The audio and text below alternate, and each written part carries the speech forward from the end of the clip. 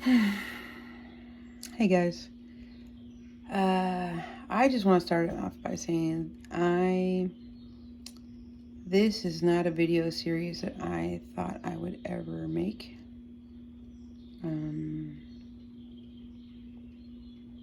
Never thought, I just never pictured this,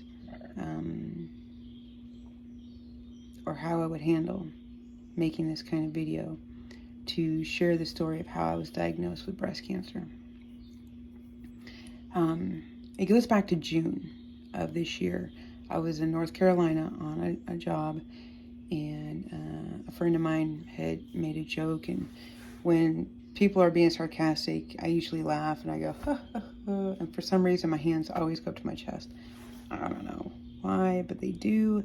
And when I did, I felt a lump on the palm of my hand in my right breast. And we were getting ready to go out to dinner, and so I told myself, "Ooh, hold on a second! I forgot my purse in my room." And they were like, "I'm sorry, you forgot what?" And I was like, "I forgot my purse. Hold on."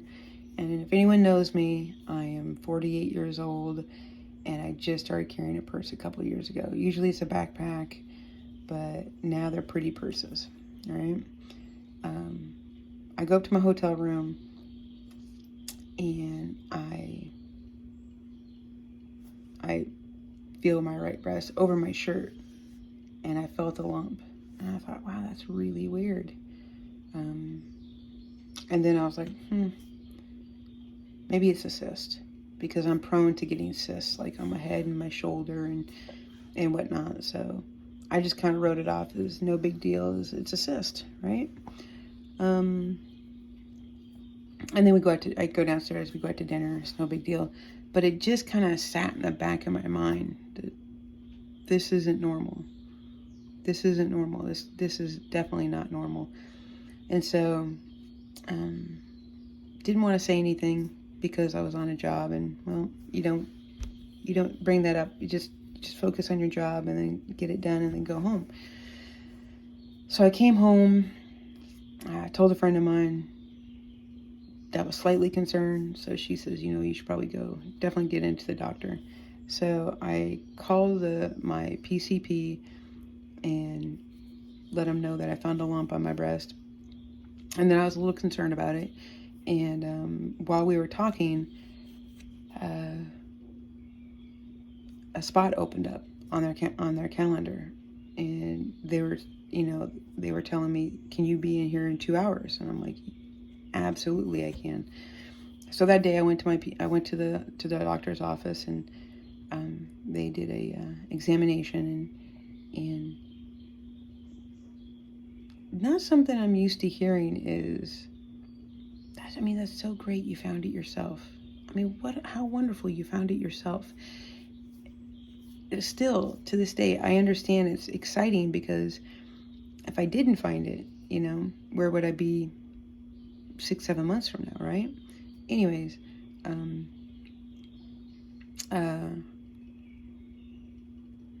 so they did the examination, and then they said, okay, we got to get you in for a mammogram, a diagnostic mammogram and ultrasound.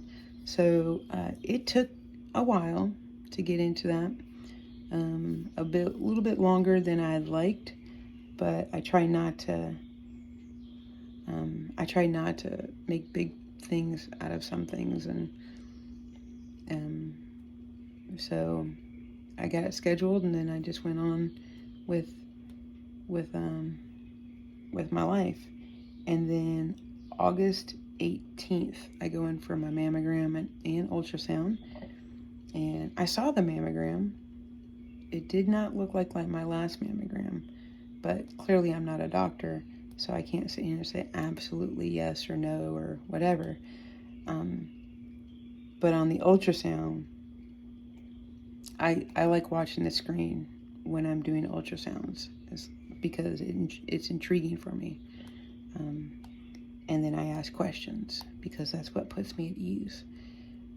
And I saw it, and I saw that I had blood flow, and I thought, wow, that's not good.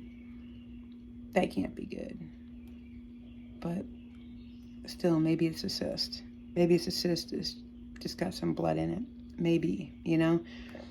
And I sat in the room, and the doctor came in. The radiologist came in and said, listen, you have a mass, you have 2 lesions, and your lymph node is extremely enlarged. We need to get you in for a biopsy right away. And I just was like, what? Hold on. What? What? And so she had to repeat herself for a couple of times. And I said, no.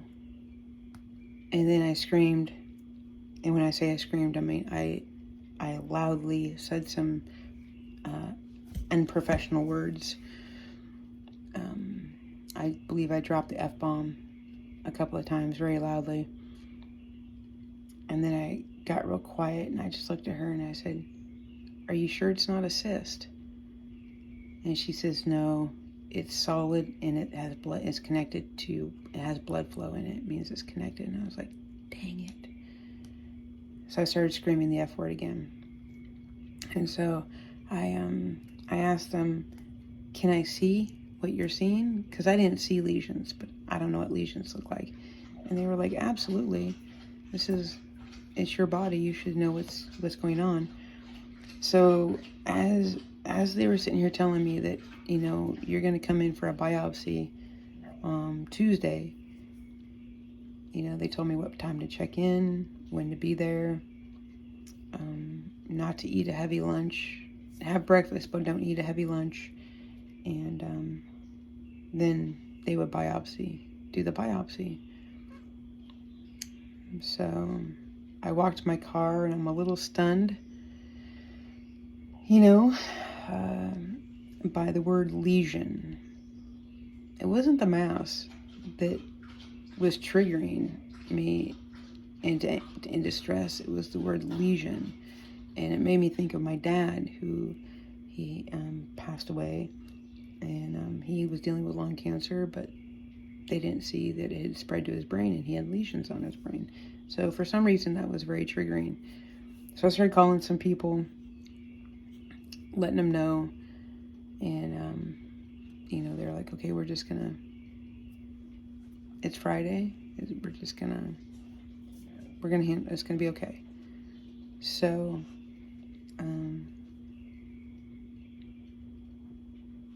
I get there for the biopsy, and, you know, they do the biopsy, and then they do another mammogram, and they put the new mammogram up to last year's mammogram, because I do get my mammogram yearly, right? And then I kind of took a deep breath, and by the way the radiologist and the doctor were looking at each other, or not the radiologist is the doctor, but by how the doctor and the ultrasound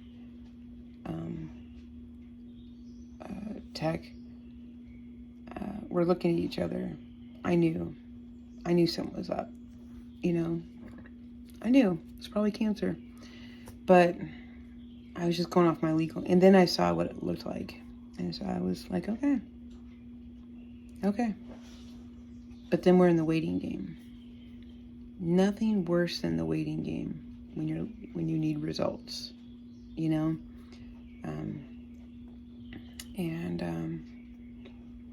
It took a few weeks, but I got a call, and I was told that I have breast cancer, and that it's invasive ductal carcinoma, and that it's HER2 negative, which is good. But that's all they can tell me, because they're still waiting on some more results from the tissue from the other biopsies. And I did not understand why it was taking so long. So it was quite frustrating. But I saw that they put the tissue report in my portal and I read it, and sure enough, I have invasive ductal carcinoma, IDC, HER2 negative, positive for hormones. The 2 lesions were,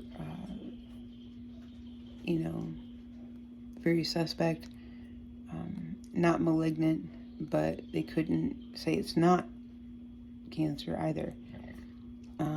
And there was no cancer cells in the lymph node, but the lymph node is still enlarged. So, and then the next day I get a call from the doctor and wanting to go over my results. There's something about logically understanding stuff, and then hearing it. I never thought I would hear the day that I have breast cancer, and it is a common form of breast cancer, and I'm very happy to know that breast cancer has come a long way from the 90s. But this is going to be quite a journey.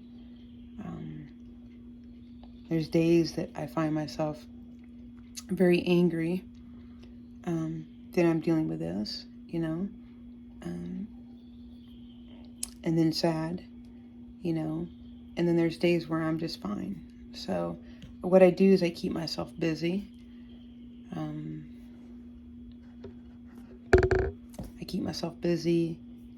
With projects. I have a project starting in our backyard for our dogs. You guys will see a video on that later. But I wanted to share this journey with folks. Okay? I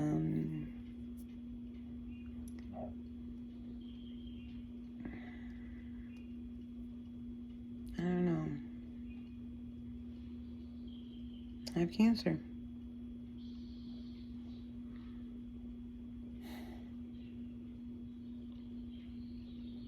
I've already met with my oncologist. I chose my oncologist. She's amazing. And we got the genetic test going on. They're doing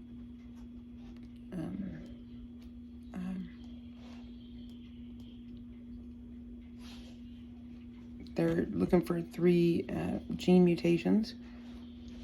Then they're doing something, I believe it's called an ACO, and that's going to be a test to determine something, and then I had to have an MRI, which I did the MRI already, so I'm just waiting to hear back as to what we're going to do with that.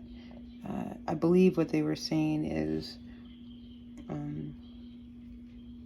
the MRI will give them a better idea if they should do another biopsy on the lymph node or not, and then exactly where in the lymph node they need to hit that looks more suspicious or suspect.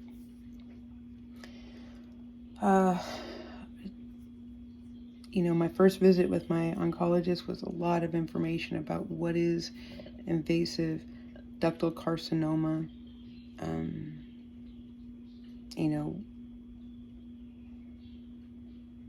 how I could have been walking around with this for years and not even known, because mammograms don't see into the ducts, I think, something like that. So it's undetectable until it breaks through the duct wall and spills out into the tissue and then creates the mass.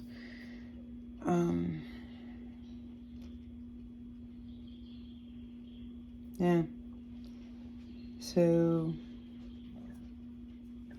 we talked about, finding out results from the tests, all the tests, then we're able to put a plan together. Do they do surgery first, or do they do chemo and radiation first and then surgery, or whatnot and what have you? Definitely going to be on hormone blockers. She asked me a lot of questions. I think I'll go into another video on that, but I just want to get here and talk to you guys, because I talk about intentional living, which is living on purpose. So this is not a death sentence. I mean, by far it's not. It's going to be a challenge, but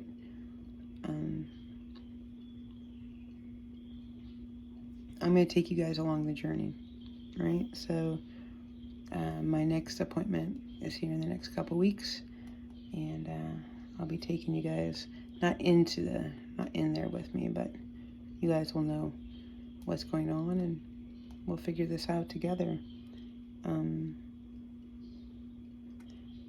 I always have a lot of people ask me, how do I feel?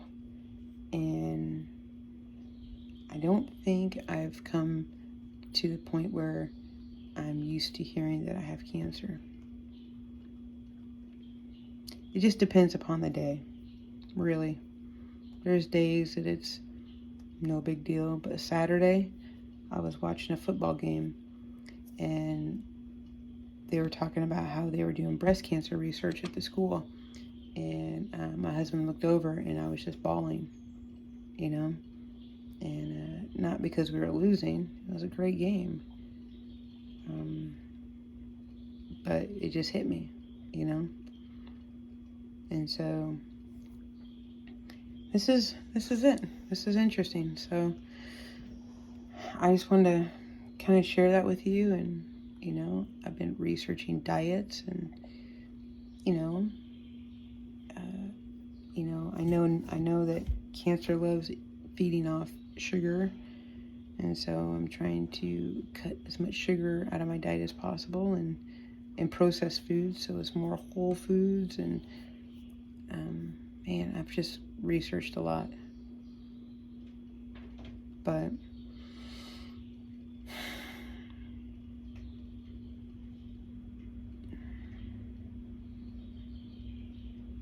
the diagnosis I never thought I would ever hear,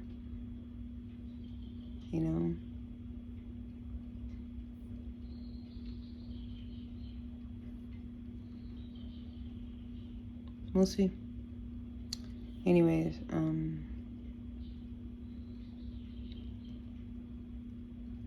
yeah. This is kind of all one cut. I just thought I'd share that with you guys. And there'll be more videos to come later on about the dog project and whatnot. All right? Until then, remember, it takes 4 things to live intentionally: planning, budgeting, organizing, and knowing your limits. Until then, I'll see you later.